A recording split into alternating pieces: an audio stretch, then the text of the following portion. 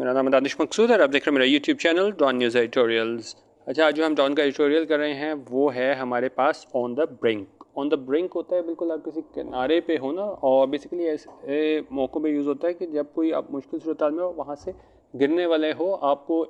Basically existential जो है ना वो थ्रेट हो, ठीक है, ख़तरा जब आपको लाक होने लगता है। और यहाँ पे इस एडिटोरियल में किस ख़तरे के बारे में बात की गई है कि वहाँ पे जो है ना जो IMF चीफ उन्होंने जोर दिया है, prime minister Imran Khan, prime minister कह रहा हूँ, केयर टेकर प्राइम मिनिस्टर काकड़ जो हैं, उन्हें कहा है और उन्होंने कहा है कि जी पाकिस्तानी से ये क्या है, टैक्सेस कलेक्ट करें अमीर लोगों से और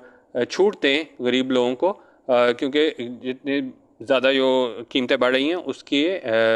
जो मुश्किलात का उसकी वजह से उन्हें सामना है, ठीक है। तो उस हवाले से यहाँ पे इन्होंने बताया है, साथ वर्ल्ड बैंक कंट्री मैनेजर हैं वो भी हम वहाँ भी देखेंगे उन्होंने क्या कहा है,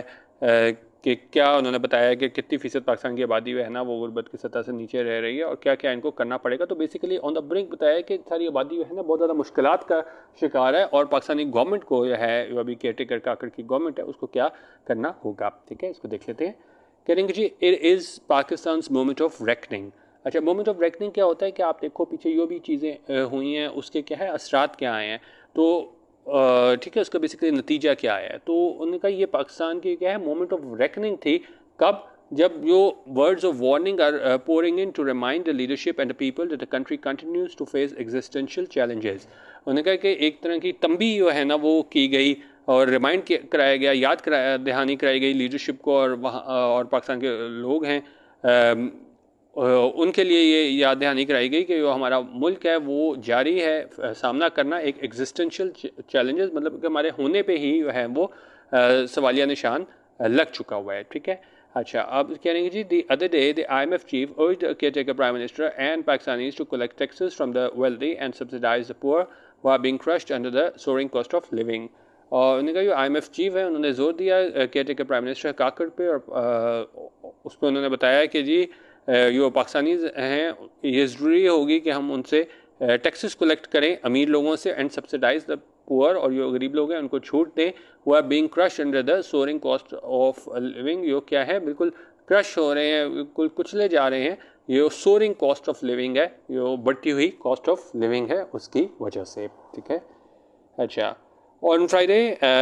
Neji Ben Hassan, World Bank country manager for Pakistan, underscored that the state was at a crucial juncture where it must decide whether it wants to continue with 40% of its population living below the poverty line, with policy decisions being driven by a military, political and business elite that has vested interest, or to change direction towards a better future। उन्होंने कहा Friday को world bank के country manager हैं पाकिस्तान के लिए, उन्होंने इसको underscore किया, इस चीज़ को और ज़्यादा उजागर किया कि जो स्टेट है हमारी वो क्या है, एक अहम दौराए पे है जहाँ पे उसको डिसाइड करना होगा, फैसला करना होगा कि क्या वो जारी रखना चाहती है कि जो 40% जो इसकी पॉपुलेशन है वो गुर्बत की सतह से नीचे रहे, और जबकि वो पॉलिसी डिसीजंस हैं वो किसकी जानिब से लिए जाते हैं, मिलिट्री की जानिब से, पॉलिटिकल एंड बिजनेस एलीट की जानिब से, जिनमें उनके वेस्टेड इंटरेस्ट होते हैं, उनके अपने इंटरेस्ट होते हैं, और to change direction towards a better future, या उन्होंने है ना वो अपनी सिम तब्दील करनी है एक बेहतर मुस्तकबिल के लिए। This may be Pakistan's moment in making policy shifts, he argued, while realizing a set of policy notes, reforms for a brighter future, time to decide, to be discussed and finalized before a new government takes over after elections due to be held in the last week of January next year। अच्छा, उनका हो सकता है ये पाकिस्तान की है ना वो मोमेंट हो, वो लम्हा हो जहाँ पे क्या है हम पॉलिसी शिफ्ट करते हैं कि हम सोचें कि भाई हमने क्या करना है, जो हमारी आबादी गुर्बत की सतह से नीचे रह रही है उसके लिए हमने क्या करना है, और उस पर उन्होंने रिलीज़ किए एक सेट ऑफ पॉलिसी नोट्स, और वो क्या नाम है, reforms for a brighter future, time to decide. और ये जो है ना इन्हें डिस्कस किया जाएगा, फाइनलाइज किया जाएगा, हतमी शक्ल दी जाएगी इससे पहले कि जो नई गवर्नमेंट जो है ना वो आ जाए सामने इलेक्शंस के बाद। और ये क्या है, due to be held in the last week of January next year, और इलेक्शंस का बता रहे हैं कि जिस तरह बताया जा रहा है कि जनवरी के लास्ट वीक में होने हैं अगले साल, ठीक है। अच्छा, अब कह रहे हैं जी, he pointed out that states with steady and higher economic growth such as India, Indonesia and Vietnam are able to fend off similar difficulties as they tackle their respective crises through making the right decisions। और इस तरफ इशारा किया कि वो states हैं जिनका जो जहाँ इकोनॉमिक ग्रोथ स्टेडी है और उसमें ज़्यादा तेज़ी से जो है ना वो माशी तौर पे तरक्की कर रहे हैं, जिसमें एग्जांपल दे रहे हैं इंडिया की, इंडोनेशिया की, वियतनाम की, वो क्या है, वो कामयाब हुए फेंड ऑफ करने से, दूर करने से अपने पास से जो डिफ़िकल्टीज़ थी, जो जिनका उन्हें सामना करना पड़ा बहरान के दौरान, सही फैसले करते हुए। ठीक है। The economic quandary that a country of 240 million people finds itself facing today of its own making. उनका जो माशी मुश्किलात हैं जो मुल्क फेस कर रहा है 240 मिलियन का, वो is of its own making, मतलब उसकी अपनी पैदा करदा मुश्किलात हैं। Struck in the midst of grave human resource and financial troubles, Pakistan is contending with complex challenges that need to be addressed and tackled simultaneously if it is to extricate itself from the current crisis and move forward. उन्होंने कहा पाकिस्तान जो बिल्कुल घिरा हुआ है human resource और financial trouble के दरमियान, और पाकिस्तान को है ना वो सामना है कॉम्प्लेक्स चैलेंजेस का, जिनको एड्रेस किया जाना चाहिए, जिनका हल निकाला जाना चाहिए और उनको टैकल किया जाना चाहिए साइमल्टेनियसली एक साथ। If it is to extricate itself, अगर इससे हमने आपको अलहदा करना है मुश्किलात से, जो अभी मौजूदा बहरान है, और क्या है, आगे बढ़ना है, मूव फॉरवर्ड करना है।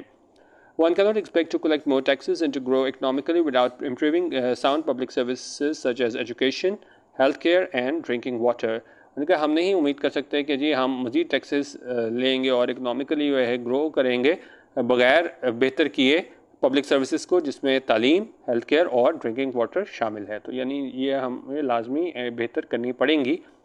public services. Likewise, balance of payment issues cannot be resolved without boosting productivity and investing in an educated and healthy labor force as well as in climate resilient infrastructure. और इसी तरह जो है ना balance of payment issues हैं उनको resolve नहीं किया जा सकता, उनको हल नहीं किया जा सकता बगैर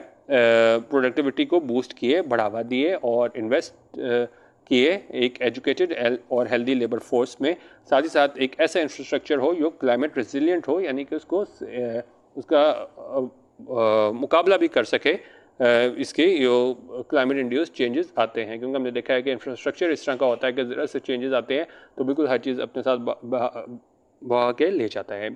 everyone and every sector has to rise together, उन्होंने कहा हर जो सेक्टर है उसको उठना होगा इन सिंक, बिल्कुल मिल के ये सारा हर सेक्टर है ना मिल के है ना उसको बेहतरी की जानिब आना होगा। If this country is to put itself on progressive trajectory, अगर ये मुल्क है ना चाहता है कि अपने आप को ये है ना वो प्रोग्रेसिव ट्रेजेक्ट्री की तरफ जाए, तरक्की की जानिब जाए। This is not the first time that a global lenders such as the IMF and World Bank, which we always lean on for help during what seem to be perpetually hard times, have advised us on what we should do. उनका ये पहला मौका नहीं है कि वो global lender हैं जिस तरह के IMF और वर्ल्ड बैंक हैं, उन जिस पे हम हमेशा इन्हिसार करते हैं, लीन ऑन करते हैं मदद के टाइम पे और during what seem to be perpetually hard times, और हमें रिज्यू करना पड़ता है इन मालियाती इदारों पे। और ये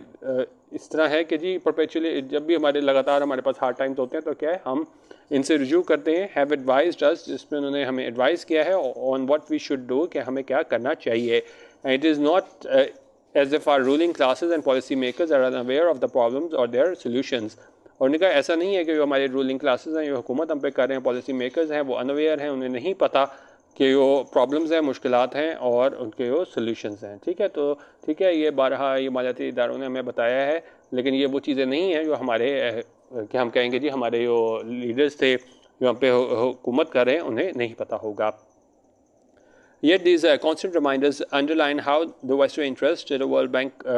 country chief alluded to are impeding much-needed reforms to restructure the economy. फिर भी उन्होंने कहा ये लगातार जो रिमाइंडर हैं, याद दहानी हैं, वो ये इस चीज़ की तरफ जोर देती हैं कि किस तरह जो वेस्टर्न इंटरेस्ट्स हैं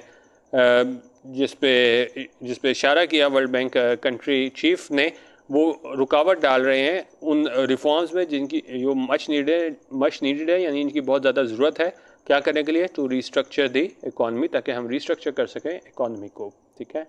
अच्छा